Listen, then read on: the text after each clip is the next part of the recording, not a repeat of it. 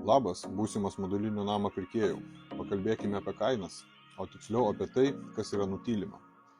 Du kainos pateikimo būdai, kurie dažniausiai yra įvardėjami.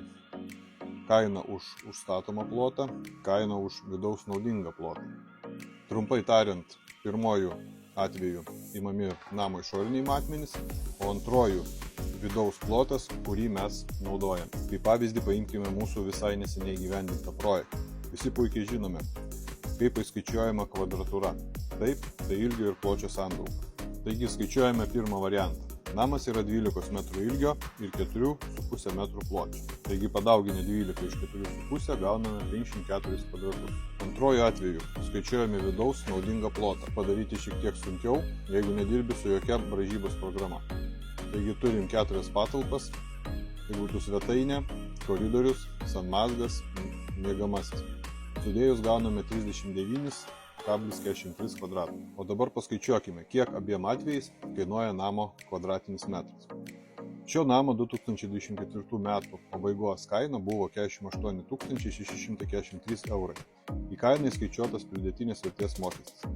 Taigi pirmoju atveju sumą, tai yra kaina, daliname iš užstatomo ploto ir gauname 900 eurų ir 80 centų už kvadratinį metrą su PVM. Na ir antroju atveju bendrą sumą daliname iš naudingo ploto. Gauname 1233 eurus 65 centus. Puikiai matome, kaip stipriai pasikeitė kaina. O jeigu kainą sakytume be pridėtinės vertės mokesčio, tai ši suma sumažėtų dar 21%. Tai būtų 744 eurai už kvadratą.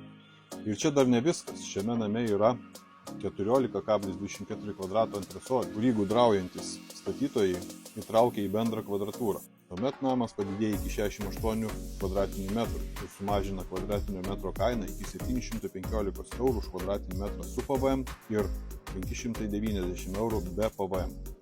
Kaip matome, kainų skirtumas tikrai nemažas, bet suma yra tokia pati abiem atvejais. Beje, kodėl išskyriau antresolį? Nes dažniausiai antresolis į naudingą plotą nėra įskaičiuojama. To priežastis yra labai paprasta. Patalpa, kurios aukštis yra mažesnis negu 1,60 m, į naudingą plotą neįskaičiuojama. Ši taisyklė galioja visiems statiniams be išimties. Be abejo, bus daug sakančių, kad kiti statytojai ir pastato už mažesnę kainą. Bet galiu jūs patikinti, kad už mažesnę kainą jūs tikrai gaunate nelygiavertį produktą. Ir apie tai būtinai pakalbėsime ateityje. Taigi linkiu neužkibti ant nesąžiningų statytojų kabliuko ir rinktis patikimus statytojus. Sėkmės visiems!